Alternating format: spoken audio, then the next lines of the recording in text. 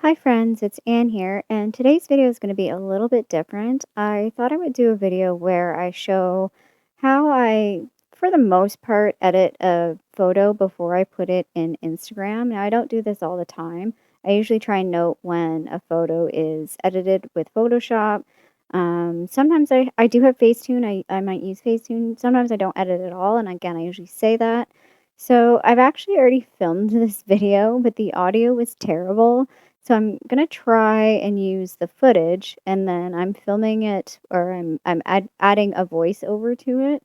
So I hope this works well, and I can actually like figure out what I'm doing. It won't be as natural as it was, but yeah. So this is the photo that I've picked already. This is a photo I took with the Pat McGrath palette. You can see I'm kind of talking about there's some minor things that I usually do. So like cleaning up some things like a hair that's in the way, adding some contrast, adding a bit of lightness, a little bit of depth, smoothing some things out. But I try and keep it fairly natural and similar to or close to what the photo looks like originally. Okay, so I need to unlock that layer. And what we're going to do is convert to Smart Object. Then we're going to crop the picture to more approximate size, even though I will probably crop. I couldn't find the crop tool because it was hidden. Like, where is it?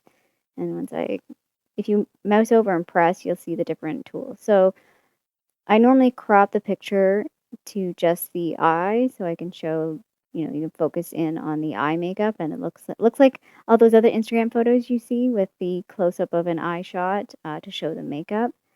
Um, the reason why I change it to a smart object is because when you do filtering later, you can edit that filtering. Um, so yeah, when you're cropping, you want to kind of center the eye in the middle of the lines. And hopefully that makes sense.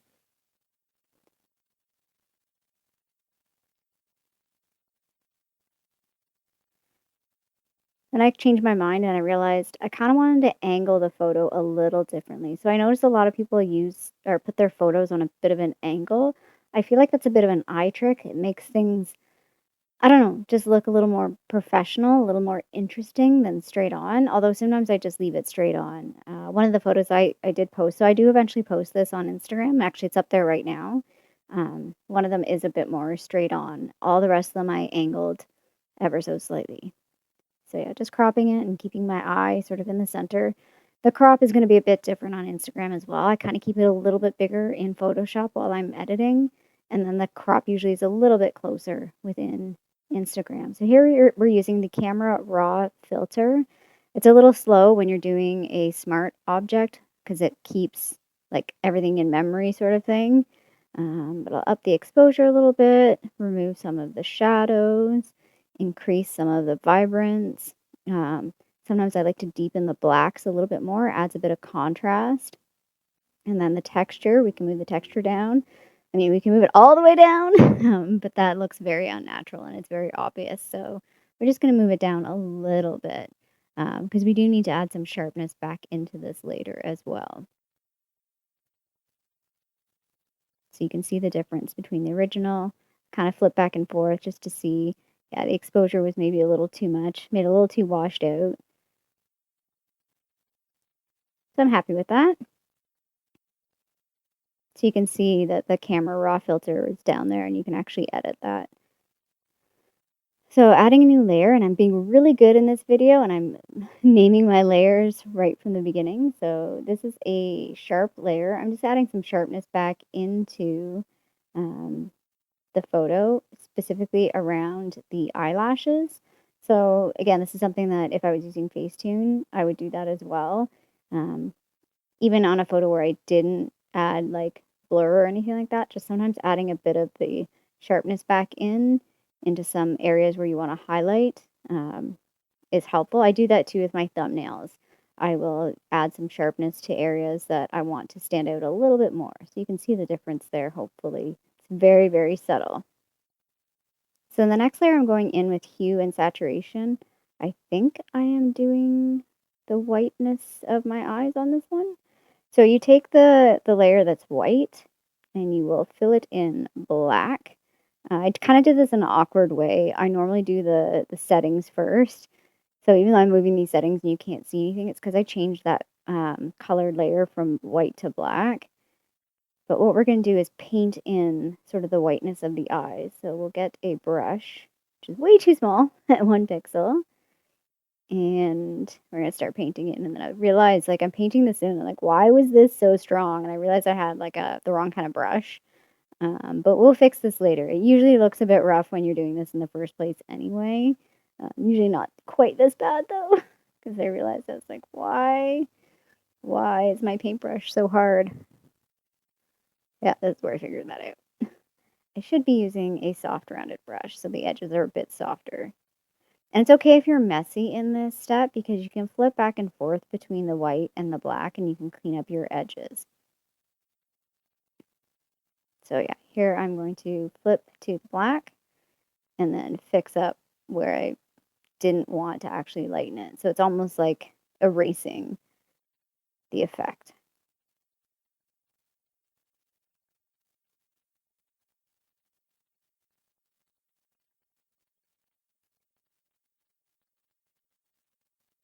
And again, it does look really stark right now. We're going to do something in a little bit that will make this not look so crazy. My eyeball looks like it's kind of glowing right now and looks very fake. So we change the opacity, and that's where we kind of figure out what kind of level looks fairly natural here. So you can see there, we're flipping back and forth. I think I want it down a little bit more than that. Yeah. So it's kind of like a bit of an art and a science. Depending on the day I edit a photo, I might edit it differently. Look at me labeling my layers like a pro. I try and do it, but I don't always. This is, oh, the eye vein. So I use the stamping tool to tidy up some things. So I like to remove the eye veins. I think they kind of look a little gross and distracting. I don't mind them, but I feel like, especially on the inner corner of my eye there, I got one vein that's pretty strong. Um, so, but again, like I don't remove them entirely. I just sort of remove the parts that are just a little intense. So there you can see it on, and they're gone. They're gone. I always find it very fascinating doing the flipping back and forth. Okay, next layer is going to be the under eyes area. So I'm going to do the same thing. I'm going to use the stamping tool to sort of tidy up under the eyes. And again, here I'm going to kind of minimize the wrinkling under my eyes. I wish I could do this in real life so bad. But you'll see I'm leaving some of it. I don't want to remove them entirely. I have wrinkles under my eyes. They're there. I feel like in this photo, they're very pronounced. My skin must have been really dry that day. They don't always look this pronounced. Even in real life, I don't think they look this pronounced every day, but some days they do. Some days they look really intense. So you can see I'm just sort of using the stamping tool. How you use the stamping tool is you press the Alt button to get where you want to like copy almost, and you do it sort of close to the area that you want to stamp over, so you get like a similar tone and a similar shade as where you're stamping over. So I'm cleaning up some of these little white dots too. I don't know what those are. Little probably skin flakes. My skin must have been really dry that day. So you can really see the difference there. It's very subtle, but it makes a difference.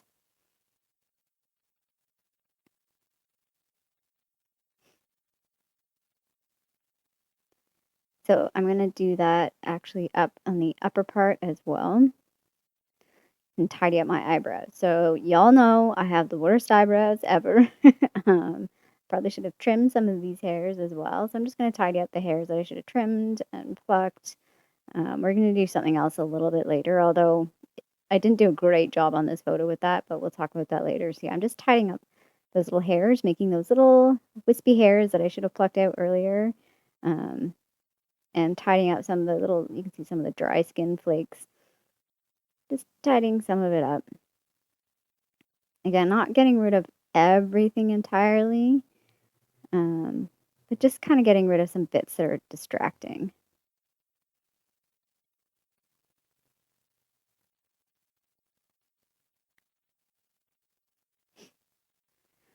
Okay, now we're adding a new layer to do the eyebrow hairs.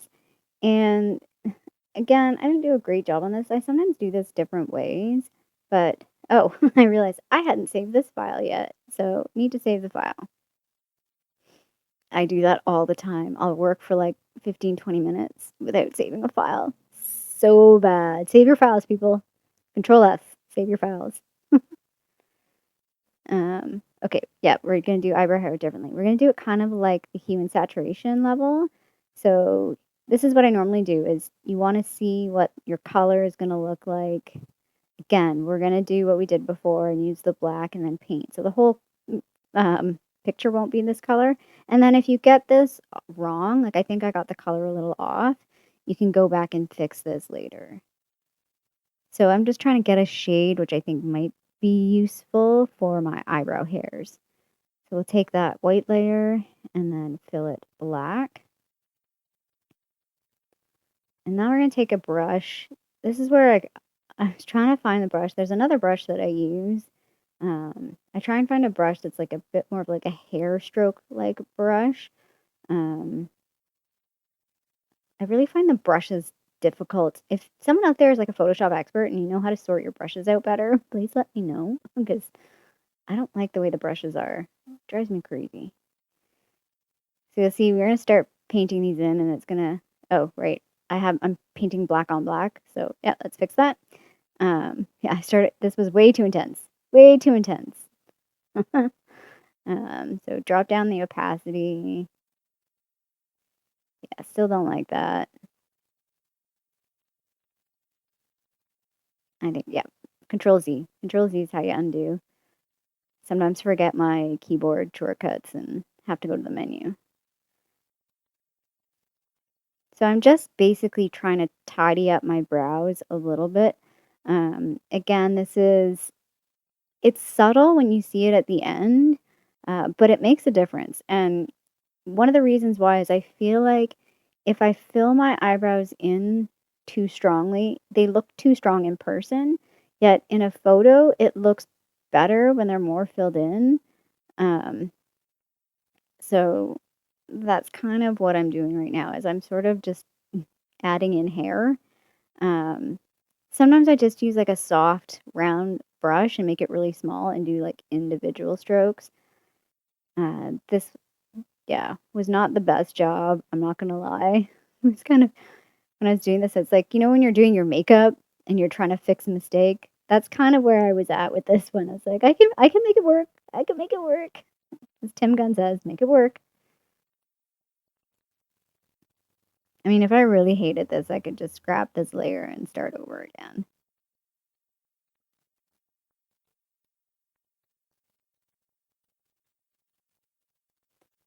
See, I'm not like changing the shape of my eyebrow. It's almost like if this were in person, I would have just been filling this in with a darker powder because for some reason, I don't know, I feel like in person it doesn't look good when my eyebrows are too dark, but in photos, I think it looks better when the eyebrow is a little bit stronger. Okay, so now we're going to just change the, label our layer. Oh, if I can spell properly. Eyebrow hair, and then we're going to change the opacity just like we did with the the whites of the eyes. So you can see it's subtle, but it's a big difference. Okay, so the next layer I'm going to do is the iris. I don't like the reflection being so strong, and I like to deepen like the pupil of the eye.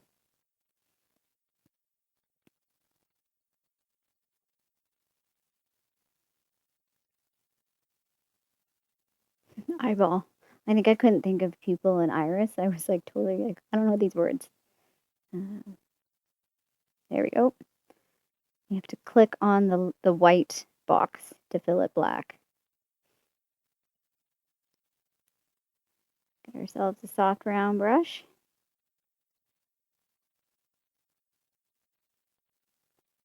Can bring back up the opacity and so yeah, we're just fixing some of the just bits that are too dark or too light, I feel like. And then I kind of go a bit stronger on the actual iris. And if you want to see, oh, I don't think I showed.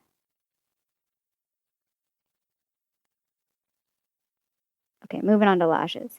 You can click, if you click Alt on like the black box, you can see where you're actually painting white and black. I don't know if I do that in this video.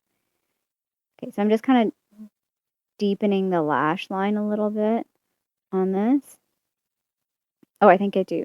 Coming up, you'll see. So I'm just kind of deepening where there's some like spots in my lash line that I think don't look too great, and I want to deepen it a little bit. Again, this is something I don't always do. I just wanted to kind of show doing something like this that I, could do or might do. Kind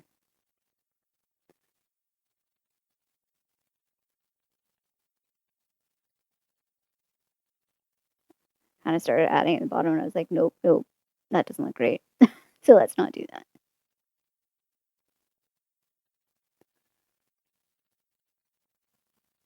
Oh, I noticed that I had a spot under my eye. That was a bit of fallout right there. Tidy that up. Okay, move back to the lashes, and so I noticed when I was doing that, the iris, you can see my iris is kind of wonky. So this is where I need to undo or unpaint the iris part on that lashes because I duplicated the eyeball layer. Yeah, so there you can see. I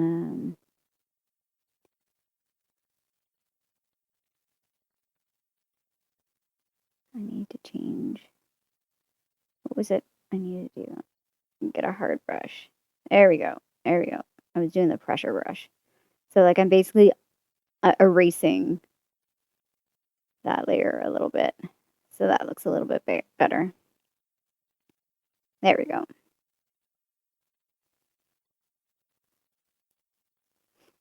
I shouldn't have copied the eyeball layer. That was a bad move. I was being lazy. Okay, I think I just want to do a bit more cleanup on my skin. So I know I called this layer under eye, but it was a bit more of a skin cleaning up layer. Although I didn't, like, you can see my foundation is patchy. I didn't bother tidying any of that up. I was way too lazy.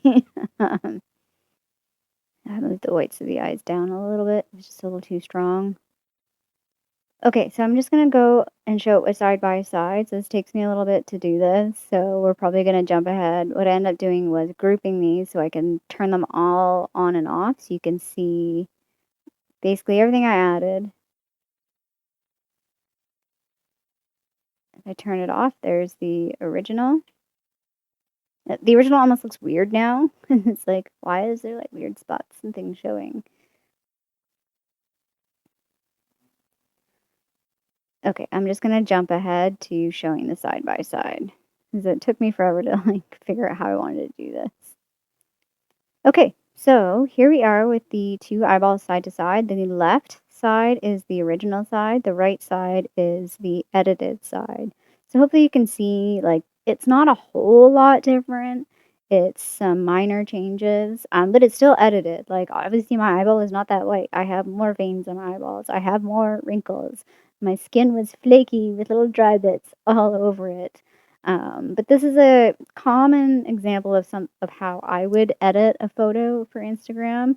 I don't want to go over the top and make it totally unnatural, but I do want to make it look just a little bit more appealing. It is Instagram. Most of my photos, I'd say like 90% of my photos that I post within my videos on YouTube are unedited. The only thing I might edit is lighting because sometimes I take a picture and it's a little too dark, so I'll edit the exposure. But yeah, you can see like just the little tiny bits that I've tidied up around the eyebrows. Yeah, anyway, I hoped you found this video interesting. If you did like it, feel free to give it a little thumbs up. And if you haven't already, I would love it if you did subscribe to my channel here in Toronto, Canada. I hope you're doing well, and I'll see you sometime soon. Bye.